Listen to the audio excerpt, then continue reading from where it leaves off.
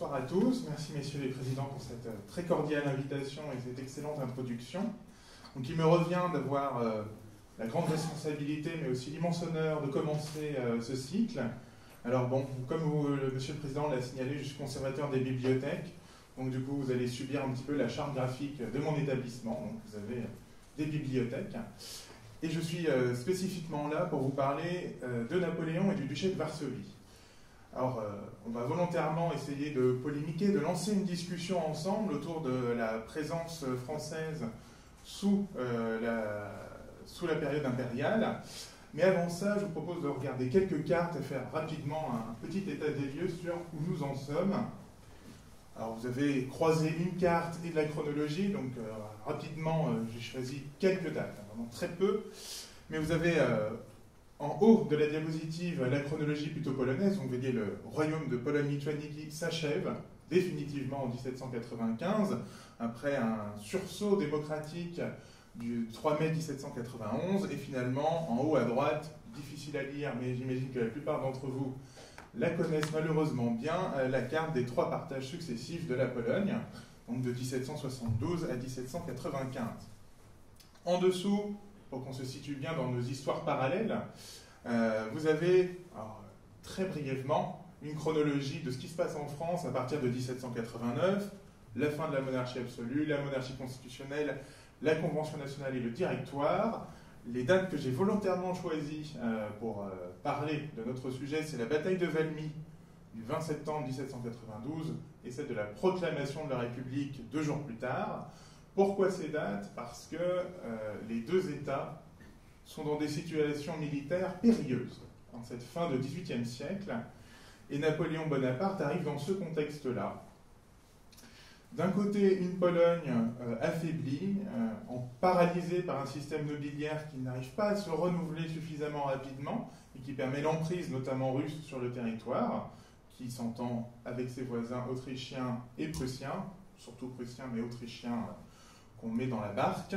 Et côté français, on a un affaiblissement du pouvoir royal qui mène à la Révolution, conduisant à 1792, et donc la chute de la monarchie et l'entrée dans une république. En parallèle, on ne va pas retracer toute la carrière de Napoléon Bonaparte. Évidemment, en cette année, Napoléon, on a raté l'année 2020 de Gaulle, mais l'année 2020 de Gaulle était moins propice, mais l'année 2021, Napoléon a bien pu avoir lieu. Simplement, Napoléon, vous le connaissez probablement pour Toulon, où il met fin au siège des Anglais autour de la ville de Toulon, la campagne d'Italie, la campagne d'Égypte. On va notamment insister brièvement sur la campagne d'Italie, puisque c'est là où, pour la première fois, il va rencontrer des contingents polonais. Il va être en contact avec notamment la Légion de Dąbrowski, que vous connaissez pour la plupart. Et c'est à ce moment-là où la question polonaise va surgir à l'esprit de Bonaparte. Pour finir l'introduction, on va basculer dans la partie légendaire de Napoléon. Et pour introduire cette partie un petit peu légendaire des relations polono-françaises à cette période-là, je vais citer la traduction de 1899 du Pan Tadeusz de Mickiewicz, qui, dans un de ses vers, cite « Voici Napoléon, c'est Dieu qui nous l'envoie ». Cela montre bien le caractère providentiel dans l'imagerie polonaise qu'en revêt Napoléon Bonaparte. L'imaginaire français n'est pas en reste concernant le caractère providentiel de celui-ci. Du côté polonais, il reste un exemple à suivre. Comme l'a précisé M. Guémard, il est d'ailleurs cité dans l'hymne polonais comme un modèle, comme le modèle à suivre pour les Polonais dans un sursaut. Mais, en guise de provocation un petit peu, mais c'est une question réelle que se sont posées les historiens, on va se demander quelle est la place réelle de la Pologne dans le système européen napoléonien. Au-delà de cette passion, de cette légende qui va naître ensuite, la Pologne n'est-elle pas finalement qu'un simple instrument des relations diplomatiques françaises? Un petit point de situation géographique, on est en 1804, donc évidemment plus de Pologne, pour les plus attentifs d'entre vous. Vous avez l'Empire français qui se constitue. Vous avez tout un tas d'États, les États allemands et les États italiens qui restent morcelés, dont une partie se divise entre alliés plus ou moins vaillants de la France. Et vous avez des adversaires plus ou moins résolus qui se situent plus à l'est, notamment la Prusse et la Russie. L'Empire autrichien étant plus ambigu, va varier dans ses relations avec la France. Au départ, Napoléon donc arrive comme premier consul au pouvoir, et un de ses premiers objectifs, après la période des guerres révolutionnaires qu'il avait lui-même conduites, il s'agit d'apaiser les relations avec ses voisins, et donc son objectif premier, c'est la paix générale en Europe. Objectif qu'il va atteindre avec la paix d'Amiens en 1802, qui neutralise temporairement le dernier adversaire de la France, mais qui restera le principal par la suite, le Royaume-Uni. La paix d'Amiens, cette volonté de paix générale, fait que dans l'imaginaire et dans les représentations françaises du temps, la Pologne, en tout cas la question polonaise, n'existe pas. Elle n'a pas lieu d'être, puisque ce serait se mettre à dos nos potentiels alliés, ou en tout cas ceux avec qui on veut apaiser nos relations, que sont la Prusse, la Russie et l'Autriche.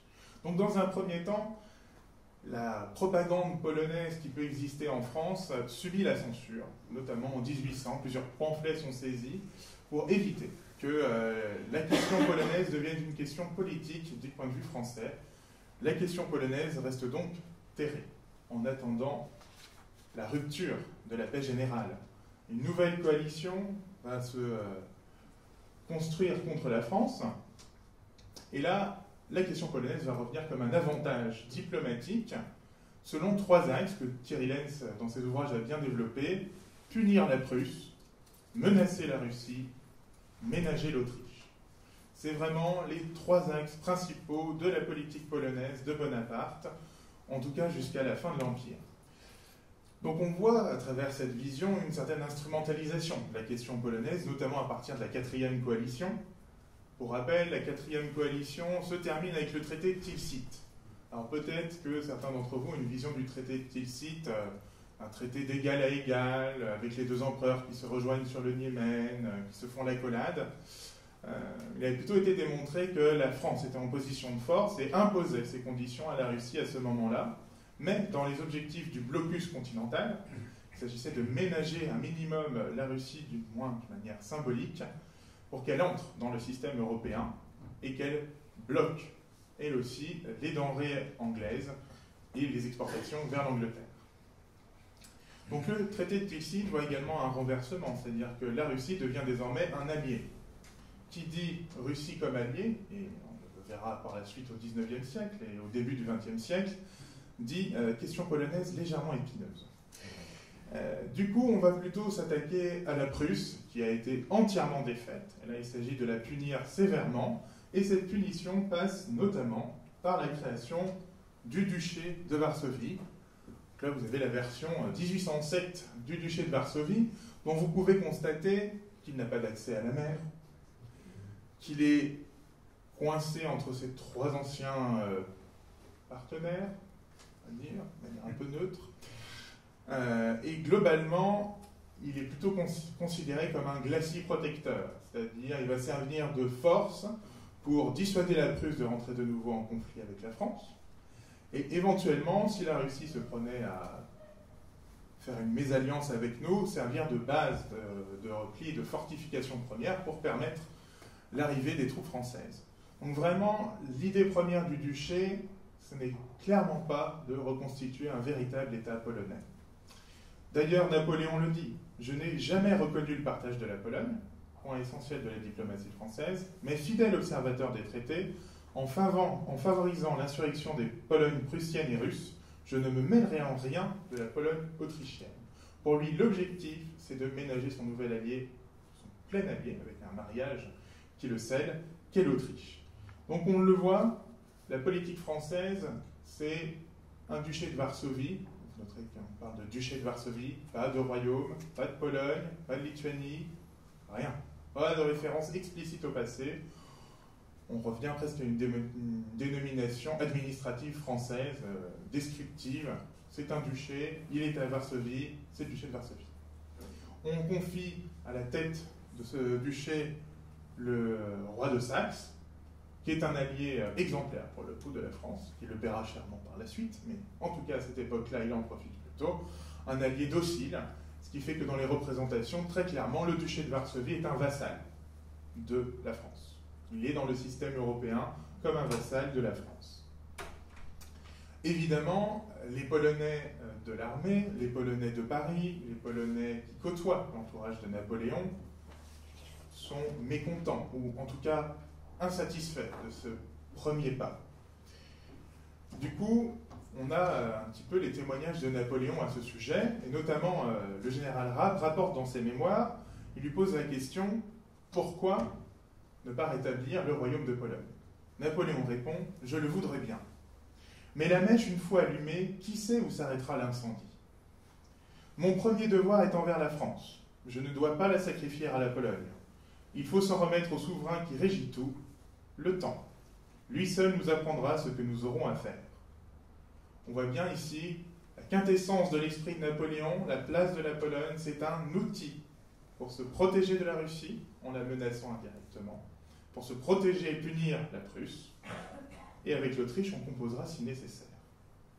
Évidemment, ces réactions entraînent une forte déception du camp polonais. On citera notamment la déception de Kosciuszko, qui ne va pas se rallier à Napoléon Bonaparte, en disant « Napoléon ne pense qu'à soi-même, il déteste toute grande nationalité et plus encore l'esprit d'indépendance ».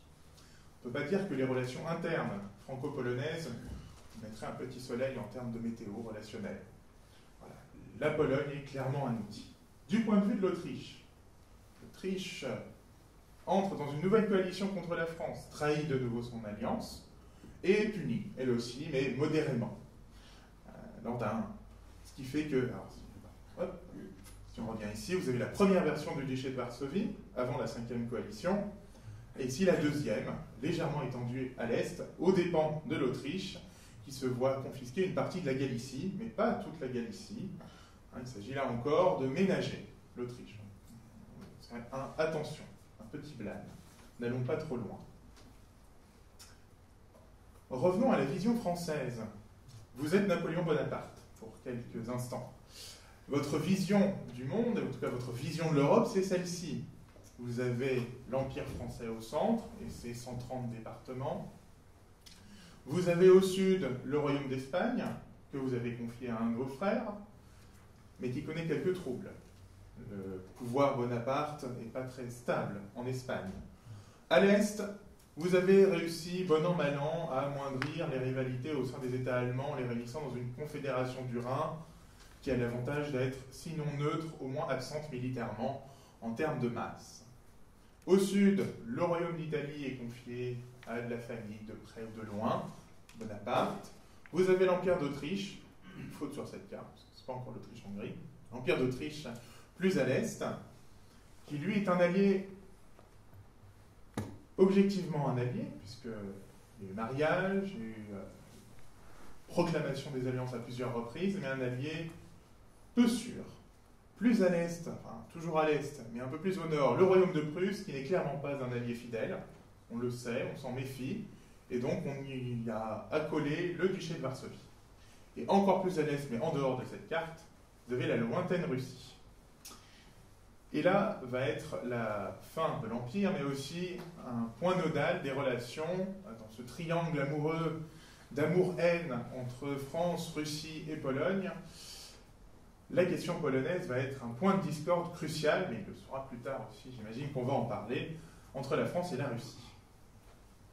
Clairement, la Pologne sera le poison des relations franco-russes. La France s'est alliée à la Russie, mais tout acte de la France en faveur, même discrète, du duché de Varsovie est perçu comme un acte menaçant la Russie, comme un acte qui porte atteinte à ses intérêts. Pourtant, la France tente de rassurer son allié russe à plusieurs reprises. Napoléon écrit à Caulaincourt, qui est l'ambassadeur de France en Russie. Le problème, c'est que Caulaincourt n'est plus un ambassadeur très fiable, puisqu'il s'est entiché du tsar, qu'il apprécie beaucoup, qu'il vénère presque plus que son propre empereur, ce qui va poser quelques problèmes avec l'ambassade française en Russie. Mais les signes sont explicites de neutralité de la France sur la question polonaise. Ainsi, le ministre de l'Intérieur, devant le corps législatif en 1809, insiste « Le duché de Varsovie s'est agrandi d'une portion de la Galicie. » Comme nous venons de le voir, il eût été facile à l'empereur de réunir à cet état la Galicie tout entière. Mais il n'a rien voulu faire qui pût donner de l'inquiétude à son allié l'empereur de Russie. on voit cette danse complexe à trois entre France et Russie, qui sont des États forts, qui cherchent à s'affirmer sur une domination européenne, mais qui tentent une danse à deux, discrètement. Et vous avez le petit enfant polonais qui court entre les deux et qui risque d'en faire tomber un à tout instant et qui perturbe l'harmonie de cette danse. Mais en contrepartie, la danse avec l'enfant polonais n'est pas simple pour la France non plus. L'enfant polonais est mécontent de son sort. L'enfant polonais veut davantage. Je vous provoque en parlant d'enfant, hein. Ne vous inquiétez pas, uniquement pour l'art oratoire et pour entamer la discussion. Mais l'enfant polonais a des atouts dans sa main. Un des principaux atouts que Napoléon va mettre en œuvre, porter au pinacle, c'est Poniatowski, justement. Poniatowski sera reconnu par Napoléon presque comme un égal. Il déclare dans le mémorial de Sainte-Hélène, rapporté par Lascaz, que s'il devait y avoir un roi de Pologne, ça aurait été Poniatowski. Poniatowski était le candidat de Bonaparte. Voyant ce point-là, on arrive en 1812. Je regarde après, on est en 1811, pardon. Mais on approche de 1812. Donc en 1811, l'apogée est à son l'Empire est à son apogée, non pas l'apogée est à son empire. L'Empire est à son apogée. Les alliés autrichiens et prussiens ont été recadrés à plusieurs reprises. L'allié russe, difficile de dire s'il restera un allié, et clairement la question polonaise devient un prétexte entre la France et la Russie, un prétexte de discorde. Alors l'allié Royaume-Uni n'a pas duré très longtemps, 1802-1803, c'est fini, voilà, pas un allié, et la question espagnole demeure un caillou dans la chaussure. Mais en 1812, les relations avec la Russie continuent de se dégrader, et on se lance vers ce que Napoléon appelle dans un premier temps la seconde campagne de Pologne, qui va devenir après, vous le savez bien, la campagne de Russie. À l'orée de cette campagne de Pologne nouvelle, Napoléon laisse un peu plus les coudées franches à ceux qui dirigent le duché de Varsovie, et on commence à parler d'organisation d'un véritable État, et le duché se transforme, bon an mal an, en polonais la Confederacja, mais en français on a un peu de mal à comprendre tout ce que recouvre ce terme polonais de Confederacja, qui n'est pas au sens strict une confédération d'État, mais vraiment une confédération de volonté pour réaffirmer la Pologne. Et on laisse faire, voilà, ça arrange dans l'entrée en guerre contre la Russie de soutenir cette menace polonaise. La suite des événements, vous la connaissez déjà. On arrive déjà à la fin, finalement. Nous sommes en 1815. La campagne de Russie est un échec total. La retraite de Russie se passe au mieux, mais disons que l'empereur arrive à rentrer en France. Poniatowski meurt en chemin lors de la bataille de Leipzig, la bataille des nations, vraiment la plus importante des batailles de la fin de l'Empire. Et à ce moment-là, Napoléon, premier exil, vol de l'Aigle, second exil, on avance vite, je vous le reconnais, c'est la fin. La Pologne, son cas va être rapidement réglé. Le congrès de Vienne se réunit, ce sont les vainqueurs qui décident. La Pologne, le duché de Varsovie, en grande partie, va être transféré sous domination russe et être l'embryon du royaume du Congrès, qui porte bien son nom puisqu'il est issu du congrès de Vienne. Et le 19e siècle, mais je ne déflore pas trop le sujet, sera une politique de russification en grande partie, qui échouera en grande partie, mais tentative de russification du royaume du Congrès, et par contre une tentative réussie de germanisation de la partie prussienne de la Pologne, la partie autrichienne naviguant entre les problèmes de nationalité au sein de l'Empire. Mais Napoléon dans tout ça, dans le mémorial de Sainte-Hélène, il nous dit « Le rétablissement du royaume de Pologne aurait été le résultat immédiat de la paix si la campagne de 1812 avait été heureuse pour les armes de la France. » Qui croire? Le Napoléon 1806-1809, qui se sert de la question polonaise pour menacer la Russie et punir la Prusse, ou le Napoléon de la légende, celui de 1815 à 1821, qui portera un regard nouveau sur son œuvre. Toujours est-il en conclusion, que l'héritage de Bonaparte et du duché de Varsovie, c'est le Code Napoléon. C'est l'œuvre qui va perdurer en Pologne, même russe en l'occurrence. Des ferments de démocratie vont naître, également en Pologne, qui vont mobiliser la communauté polonaise, mais plutôt à l'étranger et en diaspora. L'organisation territoriale actuelle de la Pologne n'est pas sans rappeler de loin l'organisation territoriale de la France. La question de la citoyenneté, et notamment la question de l'intégration des Juifs à la nationalité polonaise, sera posée dès ce moment-là. La France portant, comme elle l'a fait sur le territoire national, l'intégration des Juifs à la nation polonaise comme ils sont intégrés à la nation française. Pas de distinction. Là aussi, l'esprit polonais connaîtra des revirements, des doutes, des remises en cause de ce fait de la nationalité polonaise des Juifs et de la non-nationalité juive, finalement. En conclusion, la Pologne a été un des instruments de la diplomatie française dans ses relations avec la Prusse, avec l'Autriche, mais aussi et surtout avec la Russie, ou contre la Russie, selon les besoins. Elle le sera de nouveau pendant les 2 prochaines guerres mondiales qui vont suivre au XXe siècle. Et la chute du système communiste européen également ne manquera pas de souligner les relations franco-polonaises, qui sont donc tout à la fois passionnelles, enamourées, vivantes, tumultueuses, sentimentales. On aime la Pologne nous aime, mais parfois aussi froidement diplomatique. Je vous remercie, je suis ouvert à vos questions.